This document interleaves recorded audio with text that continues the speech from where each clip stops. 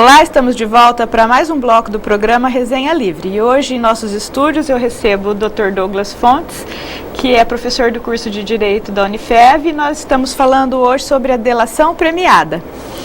Douglas, explica pra gente o que é uma organização criminosa, porque esse é o tema, não é, dessa lei de 2013 que introduziu o Instituto com o nome agora de colaboração premiada, né? Exatamente. O que é uma organização criminosa? Na verdade, o conceito está na lei. Você pega a lei 12.850 de agosto de 2013, tá lá. Conforme o artigo 1º, parágrafo 1º, considera-se organização criminosa a associação de 4 ou mais pessoas estruturalmente ordenada e caracterizada pela divisão de tarefas. Primeira parte, então, tem que ter 4 pessoas e bem delimitado. Por que 4? 3 já não dá certo? Não, cai em outro crime.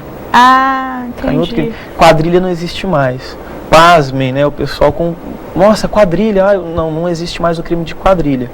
Agora, com 3 pessoas, existe uma nova tipificação penal. Com 2 pessoas, existe uma outra tipificação penal, principalmente no crime de drogas, né? Existe associação ao tráfico, que com 2 pessoas já é possível. E, na verdade, nós temos a associação criminosa, que é com 3 pessoas, e a organização, que é 4. Ou mais. É uma escadinha, né? 2 é associação ao tráfico, você pode pegar na lei de tóxicos. E você tem a associação criminosa, que é com 3, e a organização criminosa, e as penas, que é com 4. elas vão aumentando conforme o grupo é maior? Existe essa relação? Não. Ou não tem nada a ver? Não tem. Você pegar a associação ao tráfico, a pena mínima é 3 anos, né? E é um crime que não é nem considerado hediondo. Que a partir do momento que você associa com o tráfico é equiparado a hediondo. Então não tem. Nesse caso específico, o crime da organização criminosa, essa foi a grande crítica, né? Fala, poxa vida, tem que ter toda essa circunstância, todas essas características para se considerar e se dar a delação premiada. E os crimes de menor importância que também abalam a sociedade, por que não tem a delação premiada, né? Então, essa é a grande crítica. Inclusive tem... Porque tem uma regra no direito que fala que o que vale para o mais, né, tem que valer para o menos, né? É uma regra básica. Isso que me assusta. O legislador, quando cria isso, dá a impressão que não teve realmente uma assessoria ali preocupada com esses princípios. Não teve uma consideração, a consistência do sistema. Sem dúvida. Porque uma ciência, para ela ser ciência, ela precisa não ter contradições internas, ela precisa ter um sistema completo, ou seja, que acoberte todas as possibilidades, não é? E dentro dessa ideia da não contradição e da completude, a gente verifica que isso dá coerência. Então, se a gente começa com essas emendas que vão ofender os pilares ideológicos, mesmo principiológicos, né? A gente começa a já não saber nem mais o que ensina. A grande crítica é ser positivista, né? Não vamos criar uma lei, a lei está falando isso, então está valendo. Na verdade, a interpretação jurídica tem que ser feita através de um sistema. A nossa Constituição é linda nesse sentido. Essa lei ela é de inspiração teleológica, né? Ele está visualizando um objetivo que é necessário naquele momento, para o bem social e precisa fazer isso sem agora. Dúvida, mas sem a preocupação do ponto de vista da lógica, não. Sim, e que nós somos princípios, né?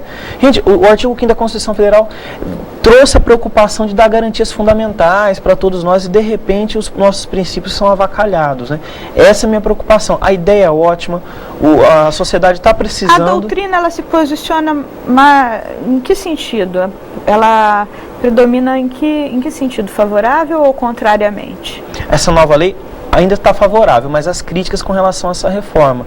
Eu acredito que a jurisprudência vai ser primordial. Vou explicar para as pessoas em casa o que é a doutrina e o que é a jurisprudência. Bem, o direito, como toda ciência, você tem as pessoas que estudam. Os cientistas, né, eles vão estudar aquela norma, estudar em que critério temporal, social que aquela norma foi criada, para que, após isso, eles vão nos desprender a opinião deles a respeito do assunto. Então nós temos a lei, nós temos os livros, os artigos, os cientistas que falam dessa lei, que é a doutrina. E a partir desse momento, quando nós entramos em litígio, levamos esse problema ao judiciário. o judiciário vai julgar esses casos. E com o julgamento pré-ordenado dessas situações, nós criamos a jurisprudência. Que são julgados reiterados dos tribunais. Exatamente. E elas podem ser convergentes ou divergentes, né? Assim como a doutrina também, sem né? dúvida, a sem doutrina dúvida. Também, uns acham que sim, outros acham que não. Por isso que é lindo o direito, né? Você pode enxergar a visão, Os alunos diriam que é confuso. Ah, eu acho que é bonito, porque você pode ter uma opinião a respeito de um assunto e eu ter uma opinião completamente diferente, nem eu nem você estamos errados. Ou nós dois podemos estar certos. Exatamente. Aí vem uma terceira pessoa. É a questão da argumentação, né? Exatamente. Vai depender de como você vai argumentar. Imagina que bonito, alguém pega a sua ideia, a minha, cria uma terceira ideia que completa as duas. Aí é a síntese, né? A tese, a antítese e a síntese. Isso é lindo. E a evolução, não só da ciência jurídica, mas de todas as ciências, e eu acho que até a evolução íntima do ser humano, ela depende muito dessa capacidade de você dialetizar com você mesmo, né? De você pensar o pró, o contra, ponderar os lados, todos os ângulos. Isso é reflexão, né? Pensar em todos os ângulos, e daí você consegue superar o teu estágio inicial. Então é muito importante, não só para o direito, como para todas as ciências, como para cada ser humano, a condição de dialetizar por dentro, né? A dialética íntima para conseguir superar. Porque é isso que a gente vê nos artigos, Exatamente. né? Então aí um fala uma coisa, outro fala outra, eles procuram uma saída. E para você conseguir evoluir como ser humano, né? Eu lembro de um caso no Tribunal de Justiça, o desembargador ele teve a preocupação, ele notou que tinha pessoas assistindo o julgamento, e ele teve a preocupação de falar, olha, aqui a justiça é feita dessa forma. Porque ele notou que tinha um engenheiro, salvo engano ali, a pessoa se identificou como engenheiro e a pessoa estava lá assistindo um julgamento. Então ele teve essa preocupação de mostrar como que é feita a justiça ali. Então eu acho que vai ficar, além da doutrina, mas principalmente a jurisprudência, com o laboratório do caso prático, os nossos desembargadores e ministros, os juízes, eles vão conseguir chegar a uma ponderação dessa legislação para poder se equilibrar, para a real necessidade, né, da nossa sociedade hoje, com esse problema. Entendi. Então, de uma forma sintética, você é favorável ao Instituto da Delação Premiada. Sim. Não obstante haja toda essa divergência, esses pontos que não amarram, essas pontinhas que estão sobrando, você acha que é um avanço? Eu acho que sim, porque você simplesmente pegar a ideia e jogar fora, não. Eu acho que o direito tem condição de evoluir e os princípios sendo utilizados da forma correta nessa legislação vão fazer com que ela, em determinado momento, ela faça a verdadeira justiça.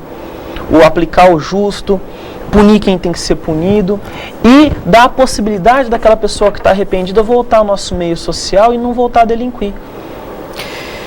Como é que fica a questão dos benefícios? O que é que o sujeito que vai delatar, ele conquista? O que ele consegue?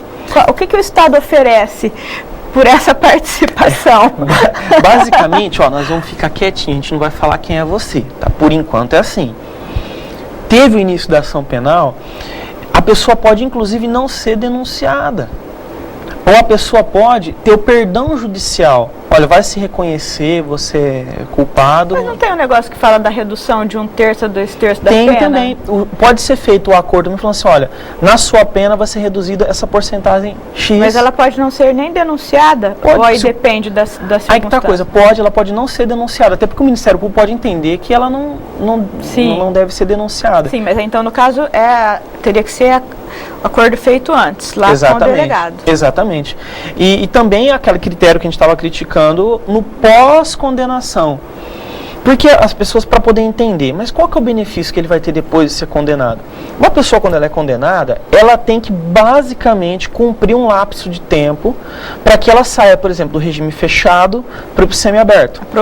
A progressão de regime. O semiaberto é quando a pessoa pode trabalhar fora do presídio durante o dia ou trabalhar até dentro do presídio, mas ela tem que cumprir à noite, ela tem que chegar e ficar no alojamento. E posteriormente, regime aberto. O regime aberto ela tem algumas restrições de horário, de finais de semana, não pode se locomover sem autorização da justiça fora da comarca, alguma coisa nesse sentido. Então a pessoa pode conseguir esse benefício antes do tempo previsto em lei. Antecipar a progressão do regime. Porque em crimes comuns é 1/6, você tem que cumprir. Em crime hediondo ou equiparado é 2/5 ou 3/5, depende da reincidência ou não. Então a pessoa consegue esse benefício. Então isso é muito interessante, apesar que eu não concordo. Nesse ponto eu não concordo. Por quê? Porque eu imagino assim, você está dando a possibilidade da pessoa fazer contas na cabeça dela e falar, não, eu vou arriscar. Não, se a gente parar para pensar do ponto de vista ético, né, e do ponto de vista moral, é uma situação estranha. Sim. Eu estava vendo outro dia até uma comparação disso com a delação de Jesus Cristo e do Tiradentes. Sim. E aí o comentarista mencionava assim, que não é a mesma coisa não, que é bem diferente. Por quê? Porque no caso de Tiradentes e de Jesus Cristo, foram delações de pessoas, vamos dizer assim, do bem. Sim. Né? Mas aí eu me lembrei de uma outra coisa, porque Tiradentes em Portugal, ele não é um herói. Ele é um herói no Brasil. Sim, em Portugal, ele é um traidor. Traidor, porque ele traiu a coroa. Entendeu? Mesmo esse argumento, né, para nós, o Tiradentes é um herói, mas vai ver qual é a imagem de Tiradentes em Portugal. Então, mesmo esse argumento, eu acho que ele é difícil de engolir. E analisando tecnicamente, por exemplo, quem traiu Tiradentes, será que ele estava praticando o mesmo delito? Ou ele só tinha informação privilegiada e delatou? Mas no caso, assim, o dedo duro famoso, né? Sim. Mas a princípio eu simpatizei com essa argumentação, né? Porque eu falei, é diferente mesmo, porque você está usando de um recurso que a princípio ele é questionável, mas o que você quer é o bem maior. Então, num Estado social, é um Estado democrático, que tem também a proteção aos direitos e garantias individuais, inclusive do criminoso, mas é um Estado social. Então, se o objetivo é esse, né, se justificaria. Na verdade, eu acho que todo aplicador do direito, ele tem que buscar isso. Ele tem que buscar o quê? O reequilíbrio da sociedade. Porque o direito, na verdade, foi criado para isso, né? O conceito de direito, o conjunto de regras e normas que servem para melhor adequar o convívio social. Então, se existe um desequilíbrio, o direito tem que utilizar de ferramentas para se reequilibrar.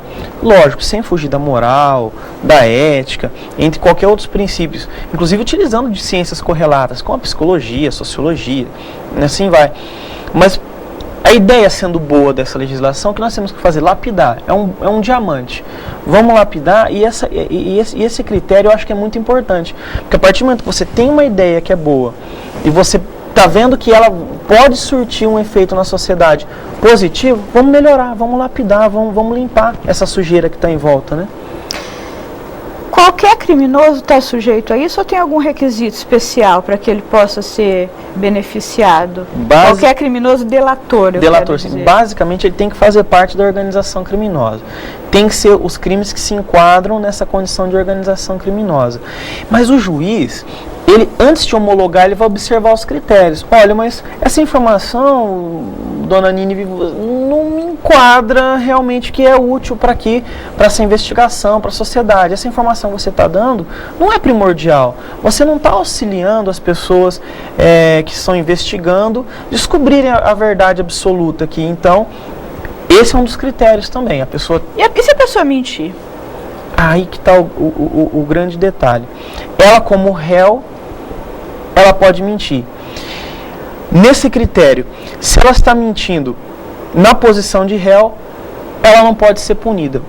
Mas se ela conseguir não ser denunciada, ou o promotor entende, olha, você não vai ser denunciada, e ela é ouvida no processo, então ela é testemunha, então ela comete o crime de falso testemunho. Né? Mas aí se ela mentir, é só o falso testemunho, não vai aumentar a pena, não tem uma possibilidade de agravar a situação dela. O juiz inteligente, ele vai fazer o quê? Ele vai olhar as circunstâncias pessoais dele na hora de aplicar a pena e vai aumentar.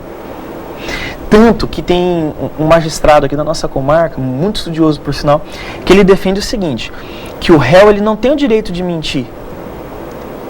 Ele tem direito de não falar nada. A partir do momento que ele falou para o juiz, se ele mentir, ele vai aumentar a pena. E eu já vi sentenças dessa, nesse sentido. Ele falou assim, olha, eu te dei o direito de se calar. A partir do momento que você falou, você tinha a obrigação de dizer a verdade. Porque a partir do momento que a pessoa, eu acho que se ela fica em silêncio, ela não está atrapalhando. A partir do momento que ela mente, ela passa a atrapalhar, porque ela indica um outro caminho. Sim, né? Totalmente adverso. Um outro caminho, e com isso toda a máquina pode se mover em busca de uma pista falsa. Sim, né? sim. Então aí existe é diferente não falar nada, e é essa tese não desse se juiz. autoincriminar. Você tem direito de não se autoincriminar. Eu Apenas posso você não falar falou, nada. fala a verdade. Mas se eu for falar alguma coisa, Olha o perjúrio. é interessante. Olha o perjúrio. Então, como não existe o perjúrio no direito brasileiro, esse magistrado ele utilizou essa estratégia, essa ferramenta. Agora, detalhe, ele sentenciou, nós recorremos, nós não vimos ainda a posição do tribunal. Essa eu vou ficar te devendo. Assim que sair, eu venho aqui e conto. O tribunal não se manifestou ainda a respeito desse fato. Eu já tinha ouvido falar a respeito disso, mas assim, como uma posição bem minoritária, né? Muito. Mas eu acho bem curioso. É eu uma falo maneira que de... Eu defendendo o réu nesse caso, eu estou torcendo para o juiz não ganhar essa parada no tribunal, a gente conseguir virar. Ai, Douglas, o nosso tema é muito bom, mas olha como passa rápido. Já? Já acabou. Ah, eu quero voltar outro dia, então. A gente continua Não vai faltar discutindo. oportunidade, nós temos milhares de assuntos aqui que interessam para as pessoas. Ótimo, eu agradeço muito o convite, a sua equipe maravilhosa, adorei o pessoal, muito obrigado pelo convite mesmo. Eu que te agradeço a oportunidade de você estar aqui com a gente mais uma vez. Gente, o programa Resenha Livre, então, infelizmente está terminando e nós estamos ficando por aqui. Eu espero você na próxima.